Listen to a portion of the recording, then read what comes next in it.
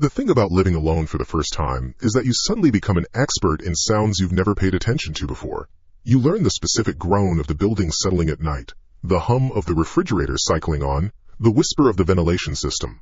For me, moving into my own apartment on the 17th floor was supposed to be the start of my real adult life. It was a concrete and glass box in the sky, my own quiet corner of a loud city. I mean, the place was perfect. It was one of those new, almost sterile apartment buildings downtown, the kind with a smiling person at the front desk 24/7 and a key fob you had to swipe not just to get into the building, but to even call the elevator to your floor. Security was a big deal for me. It was half the reason I was willing to pay the ridiculous rent. I wanted a fortress, a place where the chaos of the world stopped at the front door. My door. The one with 3 separate locks that I checked every single night. The problem was, all that security couldn't do a thing about the noise inside my own head. I've always been a bad sleeper. Not the kind who just tosses and turns a bit. I'm the kind who lies awake for hours, my mind racing, dissecting every dumb thing I said at work, planning my grocery list for the next decade, and obsessing over the fact that I'm not sleeping. It's a vicious cycle. The more you worry about not sleeping, the more awake you become. In my old family home, there were other people's noises to ground me. My dad's snoring, my mom getting up for water. But here, in my fortress of solitude, the silence was deafening. It left too much room for my own anxiety to echo. So I did what any tech-savvy millennial with a sleeping problem would do. I went on Amazon. I'd read about these smart white noise machines. They weren't like the old clunky ones that just made a static hissing sound. These were sleek, minimalist pucks of plastic that you could control with an app on your phone. You could choose from a whole library of sounds, crashing waves, crackling fireplaces, jungle nights, you name it. I ordered one. The Aura Sleep Pro, it was called.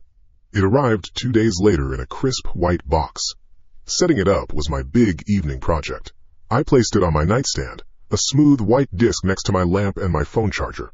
I downloaded the app, connected it to my Wi-Fi, and scrolled through the sound library. I bypassed the ocean waves, too dramatic, and the forest crickets, too many horror movies. I settled on something simple, something I'd always found calming. Gentle rain on a window pane. I tapped the screen.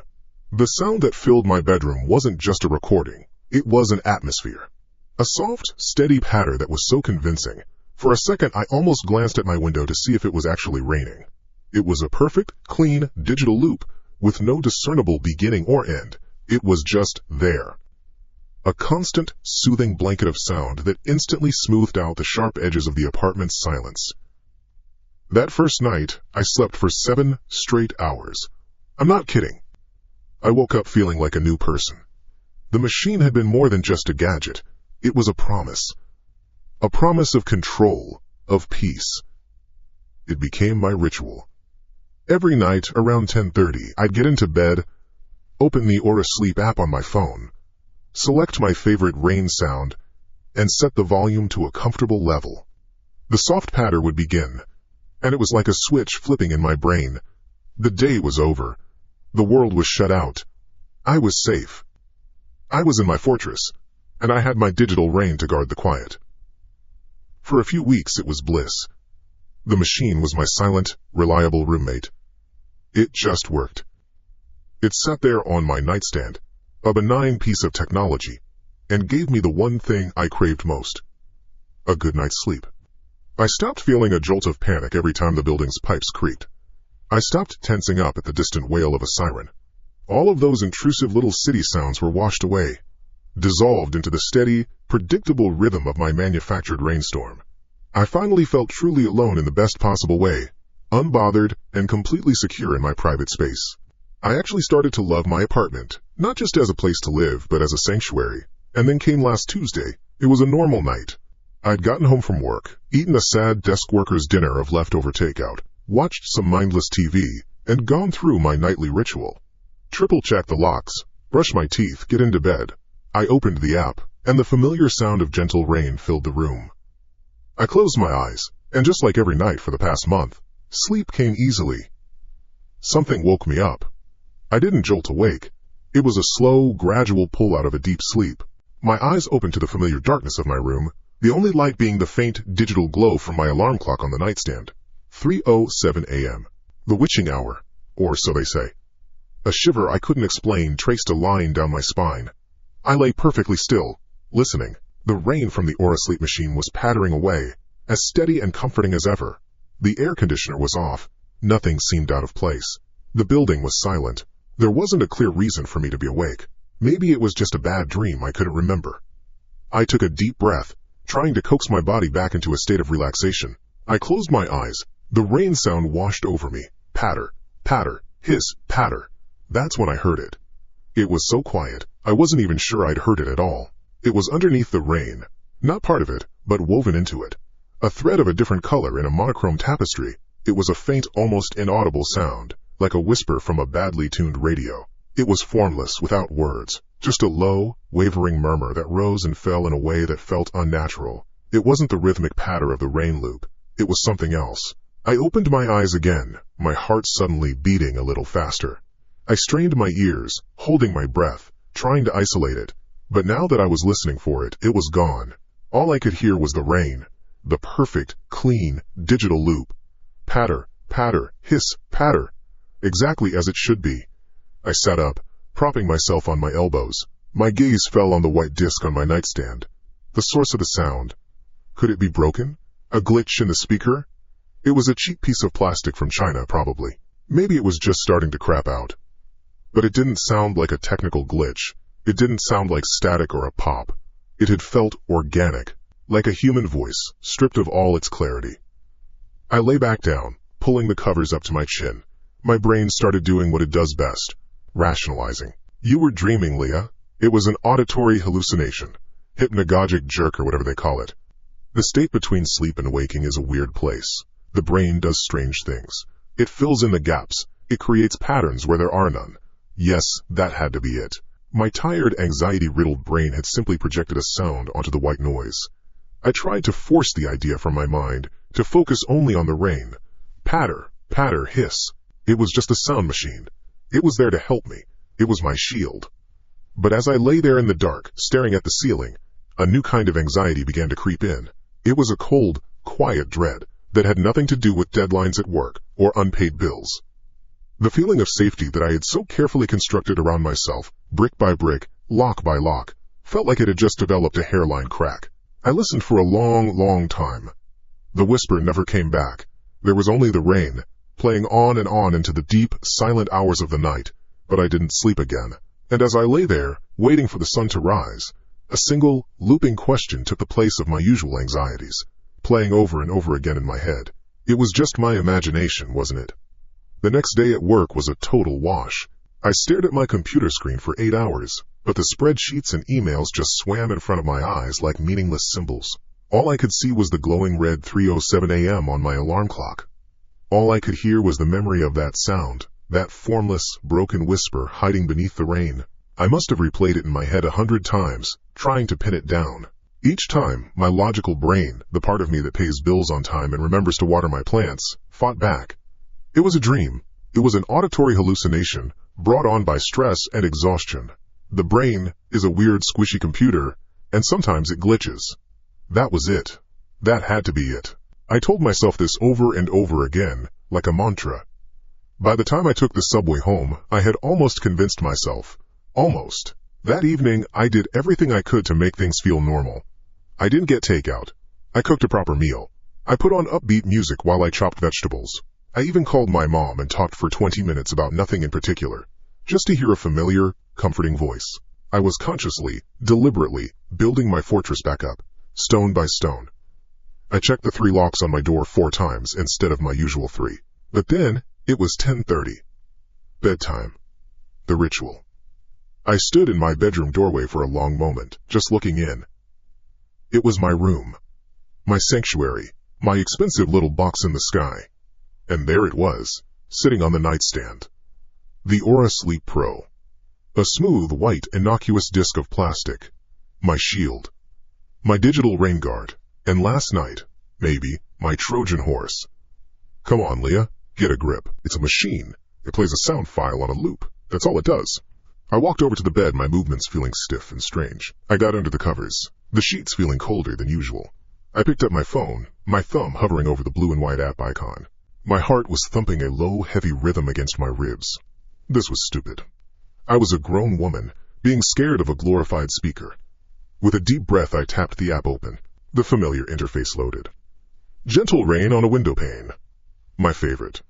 I hesitated for just a second, then pressed play.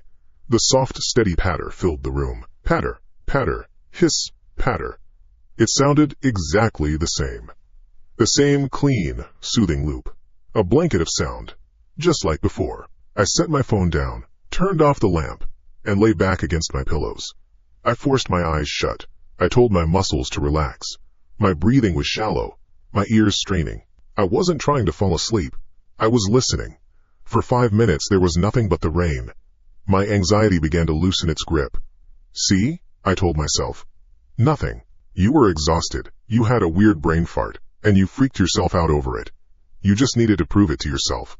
My shoulders started to unclench. The steady rhythm of the rain was starting to do its work, hypnotizing me. My thoughts began to drift, to soften at the edges. I was so tired. My eyelids felt like lead. Sleep was close, it was right there, waiting for me to just let go. And then, it happened. It wasn't a whisper this time. It was clearer. It was still low, still threaded through the sound of the rain like a corrupt line of code.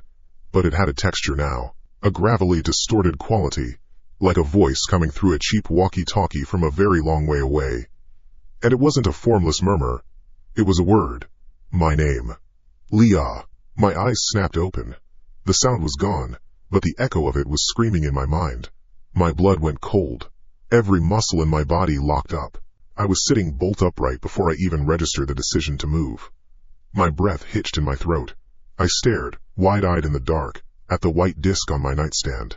The soft power light on its base was glowing, a single, placid blue eye. It was just the rain now. Patter, patter, hiss. Innocent, calm. I strained to hear the voice again, my heart a jackhammer against my ribs. Nothing.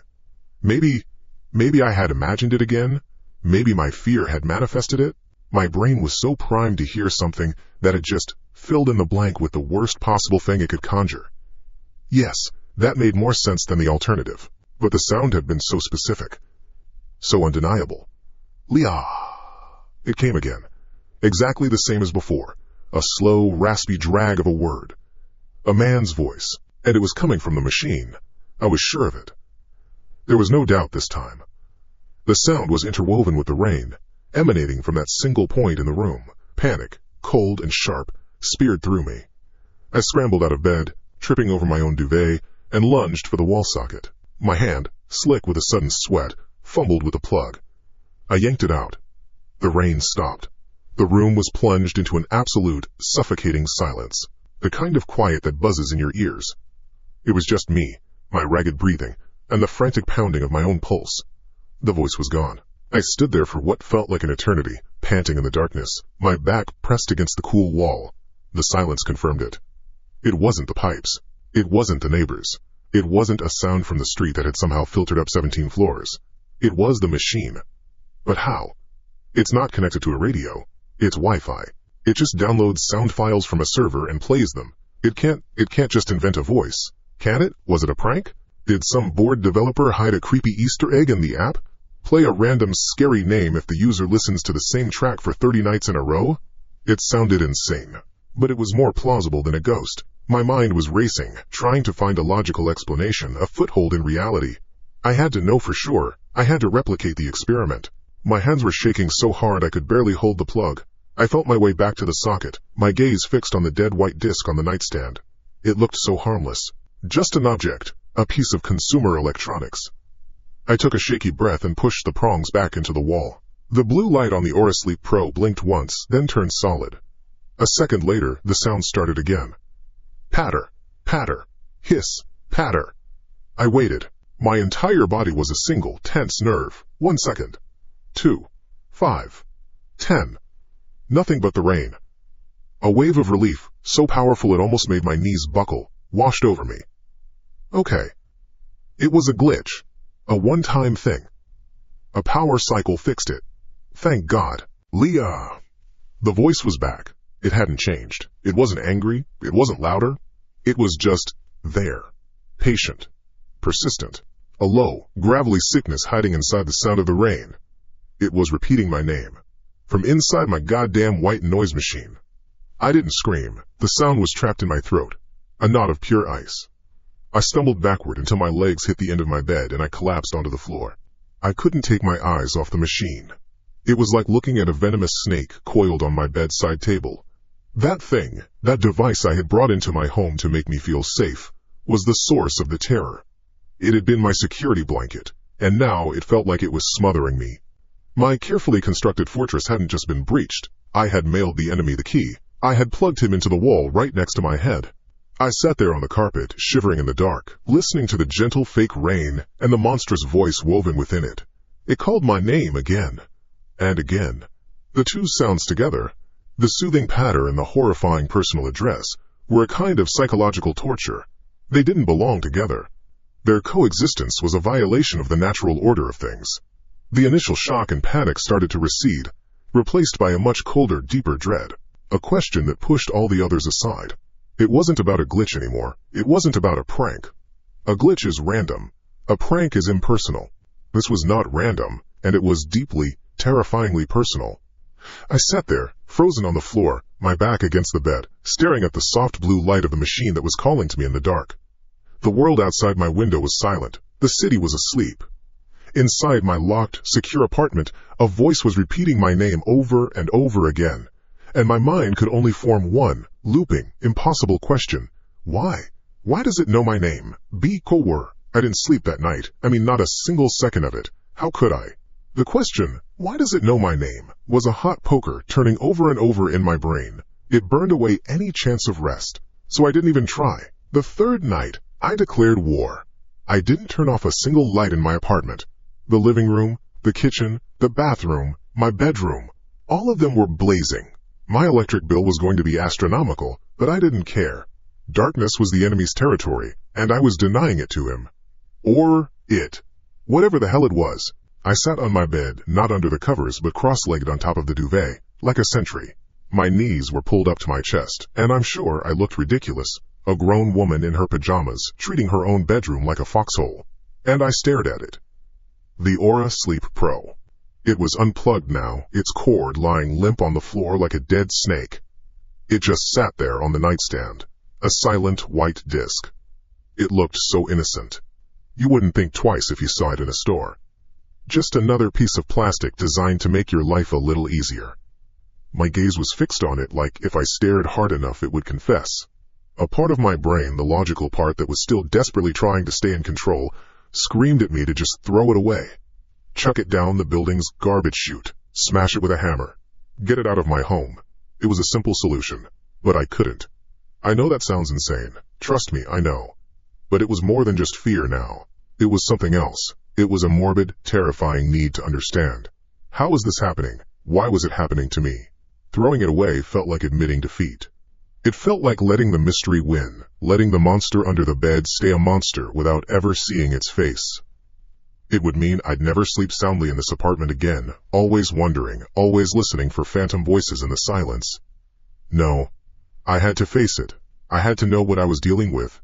The hours ticked by. 1 a.m., 2 a.m. The city outside was a low, distant hum, but inside my brightly lit apartment, the silence was a physical weight. It was the loudest thing I'd ever heard. I could hear the faint buzz of the refrigerator compressor kicking on and off in the kitchen. I could hear the tiny creaks and groans of the building settling. Every sound was magnified. Alien. The silence where the rain should have been was a gaping hole. It was maddening. It was around 2:30 when I couldn't take the quiet anymore. This was the test. One more time. I needed one more piece of data. I needed to know if last night was a fluke, a nightmare that had felt incredibly real. My heart was pounding, a hard, fast rhythm against my ribs. I felt like I was standing on the edge of a cliff, deciding whether or to jump. With a deep, shaky breath, I uncoiled myself. My muscles were stiff from sitting in one position for so long. I leaned over the side of the bed, my hand trembling as I picked up the plug. The plastic felt cold, slick. My fingers fumbled as I lined up the prongs with the socket. I pushed it in. The small blue light on the base of the machine blinked on. Solid. My breath caught in my throat. I picked up my phone from the nightstand. My thumb was shaking so hard I tapped the wrong app twice before finally opening the familiar blue and white icon. Gentle rain on a window pane. My finger hovered over the play button. This is it, Leah. This is the moment of truth. My whole body was coiled as tight as a spring. I pressed play. The sound of rain filled the room. Patter, patter, hiss. It was just rain. Clean, perfect digital rain. I sat there, listening, for a full minute. 5 minutes. The tension in my shoulders started to ease just a little. Maybe it was over. Maybe it really was some bizarre one-off glitch in their server. Maybe a hacker got in for a night and then got bored and moved on. The explanations, however unlikely, were a life raft, and I clung to them. I was about to let out the breath I didn't realize I'd been holding. And then it came. Leah! The voice was different this time. It wasn't fading in and out among the static of the rain. It was clearer. Bolder. It had a strange resonance to it, as if the person speaking was in a small, tiled room. It sounded closer. The last 2 nights, it had sounded like a bad radio signal from miles away. Tonight, it sounded like it was in the next room. My blood turned to ice water. Before I could even process it, the voice spoke again. It wasn't just my name this time. Lee, I'm coming. The words hung in the air, a venomous promise woven into the soothing sound of the rain. It wasn't a question. It wasn't a random word. It was a statement. A declaration of intent. I'm coming. It was the single most terrifying sentence I had ever heard in my life. The illusion that this was a recording, a glitch, an Easter egg, shattered into a million pieces. A recording doesn't change. A recording doesn't evolve. This thing, whatever it was progressing. Something inside me snapped. The fear and confusion of the past 48 hours boiled over into a raw, desperate rage. I wasn't just a passive victim anymore. I was being threatened in my own home. Who are you? I screamed, my voice tearing through the quiet room, raw and hoarse. It was a stupid thing to do, yelling at a piece of plastic, but I didn't care. What the hell do you want from me? The rain continued its gentle patter. For a second, there was nothing else. I thought, maybe I had scared it off. Maybe the simple act of fighting back had broken the spell. And then I heard it. It came from the speaker, from the Aura Sleep Pro. It wasn't a word. It wasn't my name. It was a laugh. It wasn't a loud, booming laugh. It was quiet. A soft, dry little chuckle. A single, breathy sound, like huff. It was a sound of pure amusement. The kind of sound you make when a child says something naive. The kind of sound an adult makes when they are toying with something small and helpless. It was the most horrific, soul-chilling sound I had ever heard. It was laughing at my fear. It was enjoying my terror. I went completely rigid. My scream died in my throat. Every drop of blood in my body seemed to rush to my feet, leaving me cold and lightheaded. Time itself seemed to stop. The rain, the chuckle, my own ragged breathing, it all hung in a perfect, terrible harmony. Then the voice returned, as calm and patient as ever, as if it hadn't just revealed its true, monstrous nature. Leah. I didn't move. I couldn't. I was paralyzed. My brain, which had been racing for 2 days straight, suddenly went blank. It was like a computer that had received a command so fundamentally impossible, it simply short-circuited. There was nothing left to analyze. There were no more logical explanations to grasp at. The truth was laid bare in that single, ghastly chuckle. This wasn't a ghost. It wasn't a demon. It wasn't a technical glitch. It was a person who was somehow hijacking this device, a person who was listening to me, a person who was threatening me, and who found my reaction funny. And that's when the final, most terrible domino fell in my mind. The thought was so cold and sharp it felt like a physical shard of ice lodging itself in my spine. It laughed at my scream. That means it heard me. It heard my voice. The thought branched out, sprouting horrifying new limbs. If it could hear me scream, what else could it hear? Could it hear me when I talked on the phone to my mom? Could it hear me when I cried in frustration last night? Could it hear me right now? The shallow, panicked gasps of air I was taking? The frantic, terrified thumping of my heart? Suddenly I felt naked, exposed. The brightly lit room no longer felt like a fortress. It felt like a stage. I was the specimen under the microscope, and the eye staring down at me was listening to my every move, my every breath. My hand flew to my mouth, clamping down hard. I held my breath, the air trapped painfully in my lungs. I squeezed my eyes shut, as if not seeing would make me impossible to hear. The room fell into a new kind of silence. My silence. An intentional, desperate silence. The fake rain continued to fall from the machine. The voice had stopped, but I knew, with a certainty that went deeper than bone, that it hadn't gone away. It was still there, on the other end of the line, listening. It was listening to my silence, and it was waiting. The silence was a living thing. It had weight and texture. It pressed in on me from all sides, heavier than any sound. My own breath was trapped in my chest, a burning pressure behind my ribs. I was a statue sculpted from fear, sitting cross-legged on my bed in my brightly lit room, staring at the small, white plastic disc on my nightstand. The machine was still on. The gentle rain was still falling. But the person who had chuckled through it, the person who had been listening, had gone quiet. That was worse. The waiting was worse. How long did I sit there? I don't know. Time had lost all meaning. It stretched and warped, a minute feeling like an hour. Every normal sound in the apartment building was an enemy.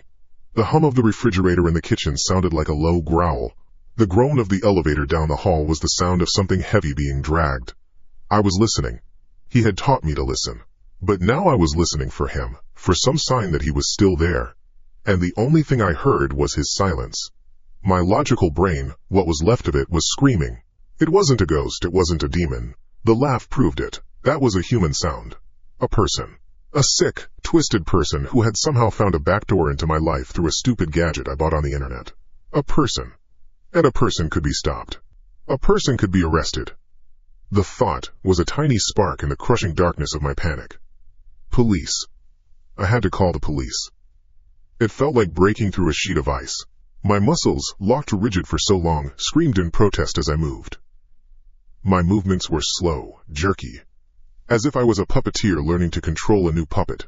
I was terrified that any sudden motion, any sound, would summon the voice again. I slid off the bed, my bare feet landing on the cool wood floor with a silence I'd never been capable of before. My phone was on the nightstand, right next to the Aura Sleep Pro. I had to reach past the monster to get to my lifeline. My hand trembled as it shot out, snatching the phone. The cool, smooth glass felt solid, real, a piece of the normal world.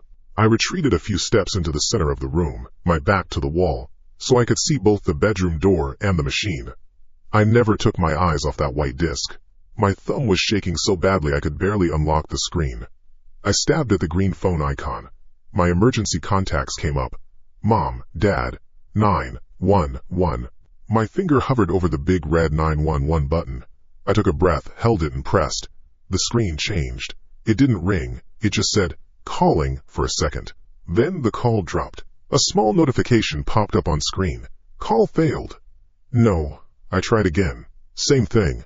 I looked at the top right corner of my screen, the place where the little signal bars were supposed to be. It was empty. There was just a small, hollow triangle, and the words, no service. I never lose service in my apartment.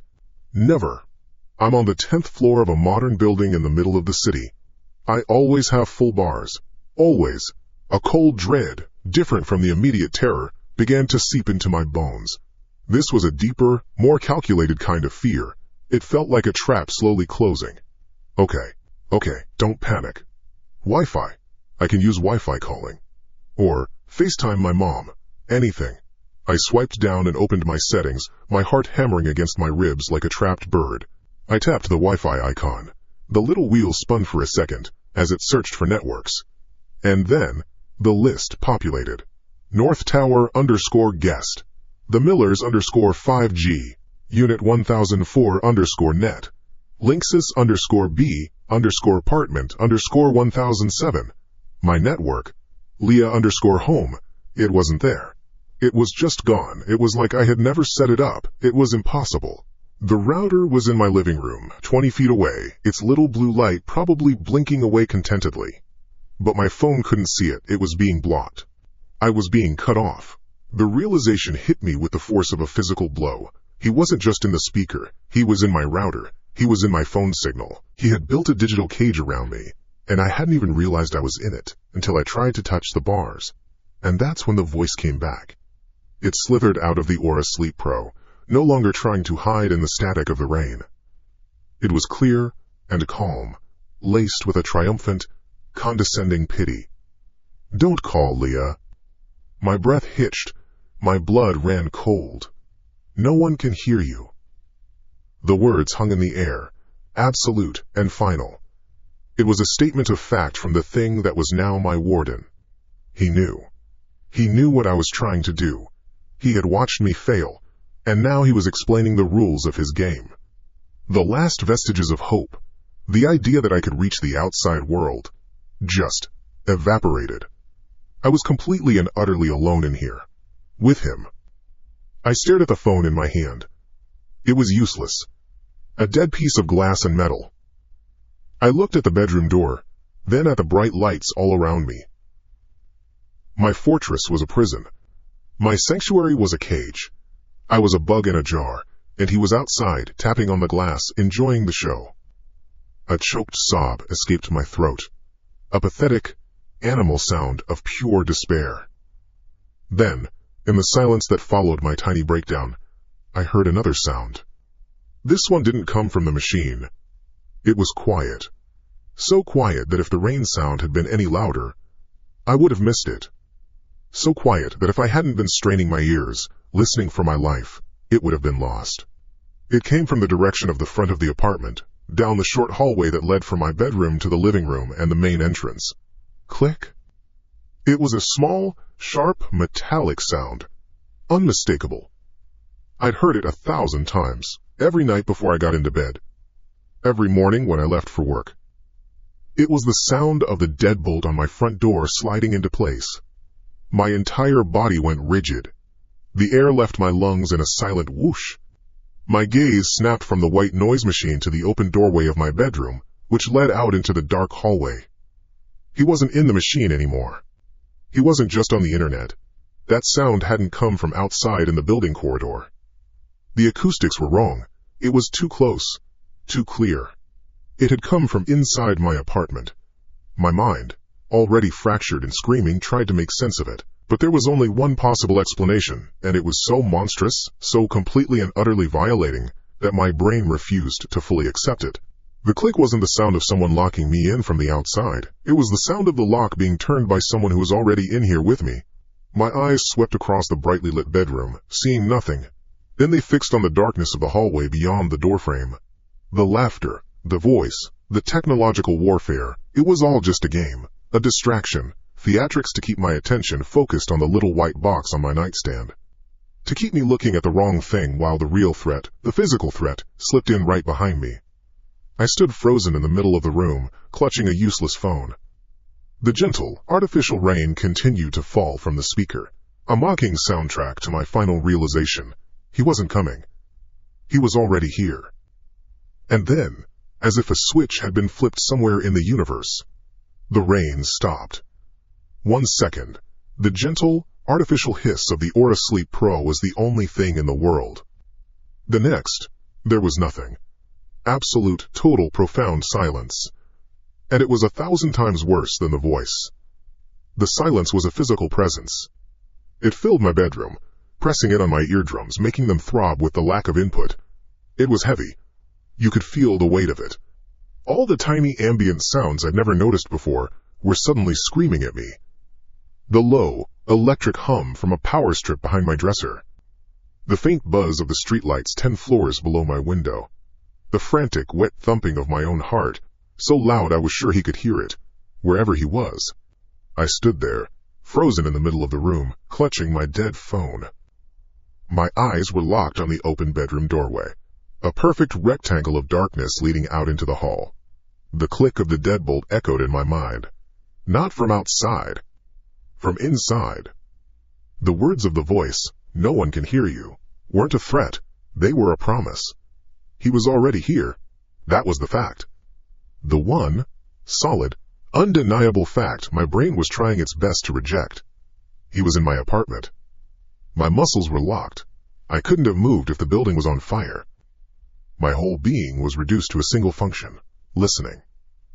I was an animal that had heard a twig snap in the woods, every cell in its body screaming danger. I held my breath, trying to subtract the sound of my own life from the equation, to hear what was left. And that's when I heard it. It was so small, so insignificant that any other night I would have dismissed it as the building settling, or a mouse, or just my imagination. But not tonight. After everything that had happened, after being trained to listen for voices in the static, my hearing felt superhuman. It was a soft, dry rubbing sound. Shh. Like denim brushing against denim. It came from the corner of the room. To my right. The dark corner. The corner where my tall, wooden closet stood, its door slightly ajar. The corner where a small pile of laundry I'd been too lazy to put away sat on a chair. The darkest spot in the entire room. A place where the light from the hallway didn't quite reach. Shh. I didn't breathe. I couldn't.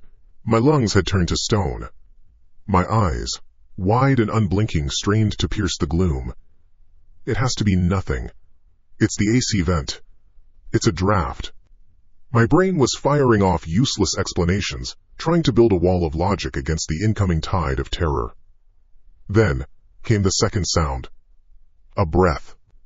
It wasn't my own ragged, panicked gasp for air.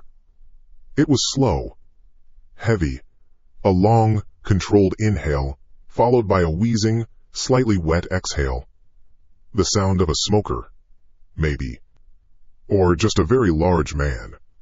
It was the sound of another living, breathing creature occupying my space. In the dark. Every hair on my body stood on end. A cold, chemical tide washed through my veins. Something ancient and primal. It was the absolute certainty that I was no longer alone in my room. The games were over. The digital haunting was just the overture. This was the main performance. I stared into that corner, my vision starting to swim from a lack of oxygen. The pile of laundry on the chair, the shadows it cast were deep. But there was another shadow behind it. One that didn't belong. It was taller, wider. It stretched all the way to the ceiling, a solid column of black, against the slightly less black wall. I'd been in this room for months. I knew its shapes. I knew its shadows. And that shadow was new. As I watched, my mind screaming, a part of the shadow moved. It wasn't a flicker. It wasn't a trick of the light. It was a slow, deliberate separation. The solid column of blackness began to resolve itself, to peel away from the wall and the furniture. It was like watching a photograph develop in reverse, a horrifying shape emerging from the void. First, a shoulder. Then, the outline of a head. A human silhouette, tall and broad, was detaching itself from the corner. It had been standing there the whole time, motionless, waiting in the silence for me to notice. He'd been in here when I was on the bed. He'd been in here when I tried to call the police. He'd been in here when I heard him lock the front door from the inside. He had been standing in that corner, watching me, listening. A choked, pathetic whimper escaped my throat. It was the only sound I was capable of making. The silhouette took a step. The floorboard gave a low, almost imperceptible groan under its weight. He was heavy. The soft shh of his jeans started again as he took another step, clearing the chair and the laundry pile, moving into the sliver of dim light that fell across the floor. He was coming towards the bed. He was coming towards me. I couldn't see a face. I couldn't see clothes or features. He was just a shape. A tall, malevolent shape defined by the absence of light. But I could feel his presence. I could feel the air shifting as he moved, could smell a faint, sour odor of stale sweat and cigarettes. He wasn't rushing. His pace was slow, deliberate, confident. Like a man walking through his own home, he knew I was trapped. He knew there was nowhere for me to go. The slow, unhurried walk was part of the terror. It was a display of power. He had all the time in the world. My brain finally rebooted.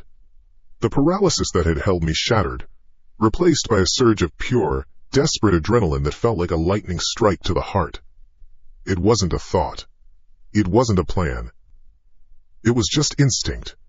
The instinct of a cornered animal that has only two choices: bare its teeth, or be devoured. Fight or flight. My body screamed both at the same time. He was halfway to the bed now, 10 feet away. 8. My gaze, frantic and wild, darted around for anything. Anything. My useless phone was on the floor. My keys were in the living room. There was nothing. Then my eyes locked on it. The bedside table, not the side with the now silent Aura Sleep Pro. The other side. My reading lamp. It wasn't one of those flimsy plastic things. It was a gift from my mom when I first moved in. A solid, heavy ceramic base, wide and thick, with a simple linen shade. It probably weighed 10 pounds. The silhouette raised a hand. I don't know what he was going to do. Beckon me?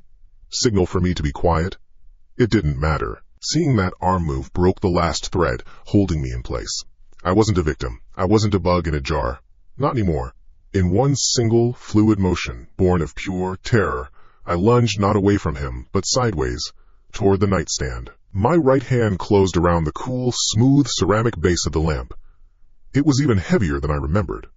My fingers dug into it, my knuckles white. He was only a few feet away now. I could hear the wet rasp of his breathing clearly. I didn't think, I just acted.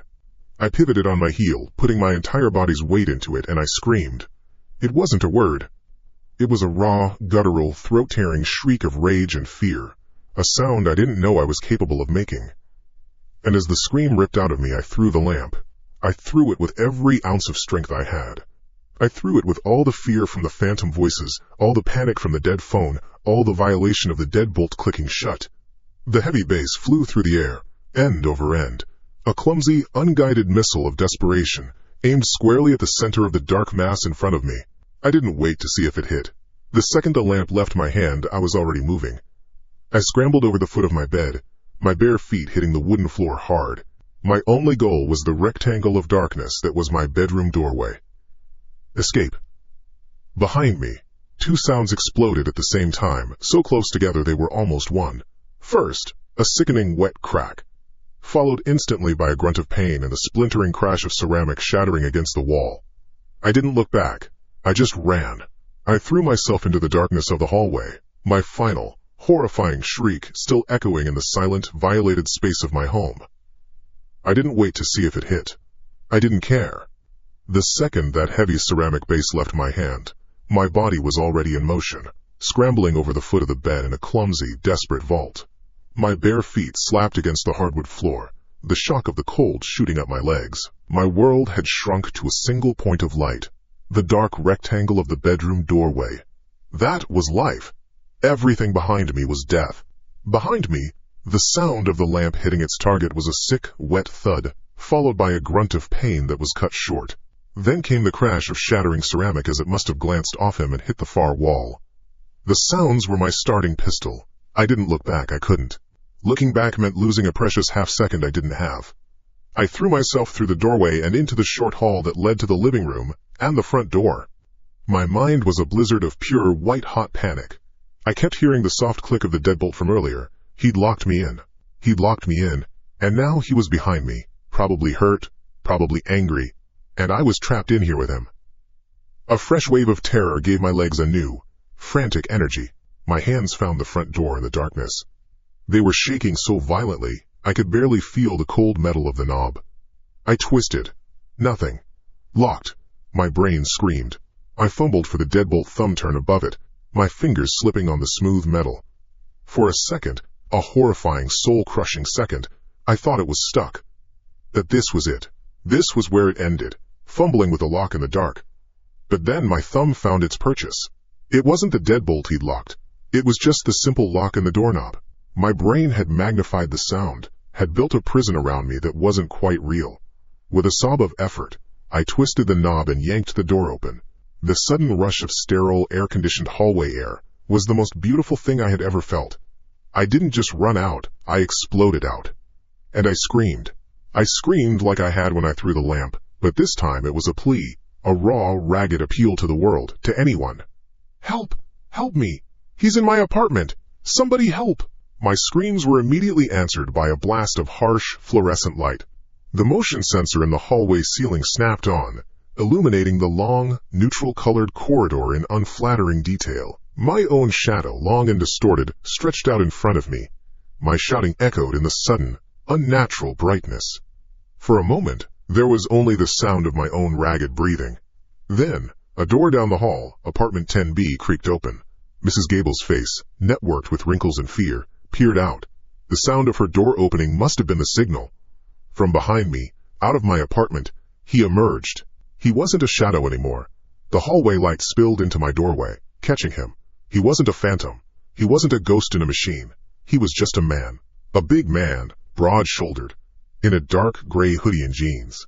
He had a hand pressed to the side of his head, where the lamp must have connected. When he saw me standing there, wild-eyed and screaming, and saw Mrs. Gable's door ajar, his face registered a flash of something I never expected. Annoyance. Pure, simple frustration, like I had just ruined a very intricate plan. His eyes, dark and flat, met mine for less than a second. There was no apology in them. No fear. Just a cold assessment of a situation that had gone wrong. Then he turned and ran. Not towards me. He bolted the other way, his heavy work boots thudding on the industrial carpet, towards the red exit sign at the far end of the hall. He shoved the fire door open with a loud metallic bang and was gone. The silence he left behind was deafening. I stood there, trembling, my own scream still ringing in my ears. Mrs. Gable was saying something, her voice shaky. "Dear God, honey, are you all right?" Another door opened. Then another. The hallway was suddenly full of light and concerned, sleepy faces. I just leaned against my doorframe and slid down to the floor, my legs giving out completely. I pulled my knees to my chest and started to cry. Not loud sobs, but the quiet, hitching, exhausted tears of someone who had just run a marathon for their life. The next hour was a blur of voices, uniforms, and procedural questions that felt absurdly calm. The building security guard arrived first, then 2 police officers. Someone, I think it was Mr. Henderson from 10F, had brought me a blanket and a mug of hot tea that I held with both hands to stop them from shaking. I told them everything. The white noise machine, the whispers, the voice getting clearer, the name, my name, the dead phone, the click of the lock. I'm sure I sounded insane. I felt insane. One of the officers, a woman with a kind but tired face, listened patiently, nodding. Her partner and the security guard did a sweep of my apartment. They came back a few minutes later. "Well, he's long gone," the male officer said. He was looking at the debris of my mother's lamp, shattered in the corner of my bedroom. "You got him good, looks like." He then said the words that would haunt me far more than the chase down the hallway. "We checked the door, all the windows. There's no sign of forced entry, ma'am. Are you sure you locked your door tonight?" I just stared at him, the hot tea sloshing in my mug. I was sure. I always was. They took my statement, dusted for fingerprints they knew they probably wouldn't find, and promised to have a patrol car circle the building for the next few nights. They were professional, they were thorough, but in the end, they were just 2 people up against a ghost. They left, and I was alone again, this time with a shattered lamp and a front door that felt as thin as paper. I didn't stay there that night. I called my friend Sarah, who lived 20 minutes away, and she came and got me without a single question, her face a mask of horrified concern. For 3 days, my apartment remained empty. I couldn't bring myself to go back, not even to get clothes. The thought of that space, of that corner in my bedroom, made my skin crawl. But the question of how burned in my mind. How did he do it? How did he get in? And how did he talk to me through a simple white noise machine? The police had no answers. It was just a freak event. A psycho who somehow got a key. That wasn't good enough. I needed to know. So I called my friend Mark. Mark is one of those guys who lives and breathes technology. He builds his own computers, codes for fun, and can talk for an hour about network security. If anyone could figure out the machine, it was him.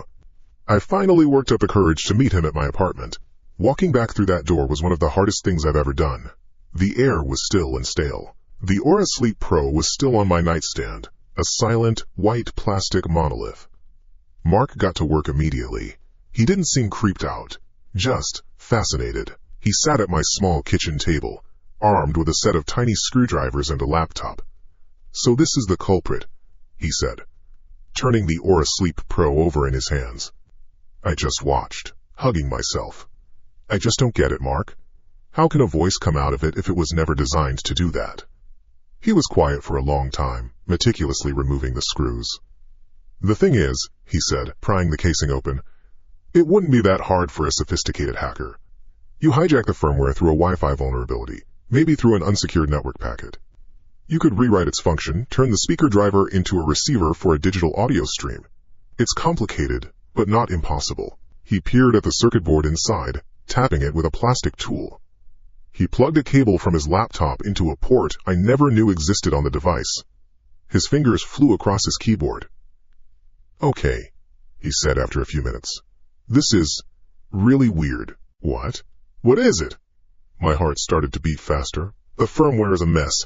It's been completely brute-forced. And I was wrong." He looked up at me, his brow furrowed in confusion.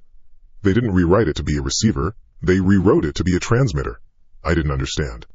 "A transmitter? You mean, like a radio?" "No," he said, shaking his head.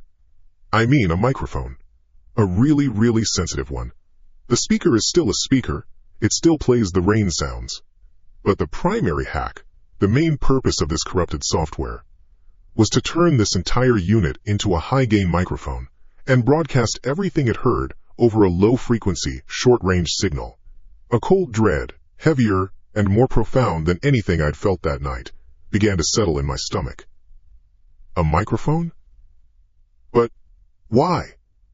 And what about the voice? The whispers? I heard him through the machine.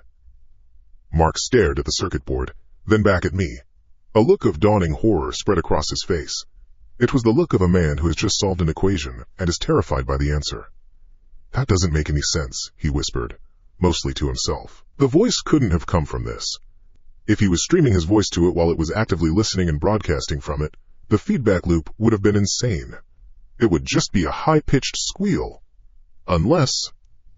His voice trailed off. His eyes left the machine and scanned the room. The kitchen. The living room. Then, his gaze settled on my bedroom doorway. "Unless the transmitter and the receiver were two separate devices," he finished, his voice barely audible. He stood up and walked slowly, deliberately, into my bedroom. I followed, a sense of unreality washing over me. He stopped in the middle of the room, right where I had stood listening to the silence. He looked at the closet. He looked at the window. And then, he looked at my bed. Without a word, he got down on his hands and knees. "Mark, what are you doing?" He didn't answer. He just reached his hand under my bed, into the dark space where dust bunnies lived. His hand swept around in the darkness. I heard the soft scraping of his palm against the wood floor. And then, he stopped. His fingers had found something. He pulled his hand back out, and in his palm sat a tiny black square, no bigger than a piece of gum, with a small grimy circle of adhesive on one side. A minuscule, wireless speaker. I stared at it, my mind refusing to make the connection. I couldn't breathe. Mark looked from the tiny speaker in his hand, up to my face, his eyes full of a terrible pity. "He used the white noise from your machine to mask any small sounds he made," he said, his voice flat and dead. The floor creaking. The sound of his own breathing. "He didn't hack the machine to talk to you from across the city, Lan." He held up the tiny speaker. "He hacked it so he could listen to you from inside the room, to know when you were deeply asleep. The voice, the whispers, they weren't coming from the Aura Sleep Pro in your nightstand." He paused, and the final, horrifying truth clicked into place, shattering my reality into a million pieces. It was coming from this. From this speaker he'd stuck to the underside of your box spring. He wasn't getting into your apartment, Lan. He was already here. Every night. That whisper, it was coming from right under your bed.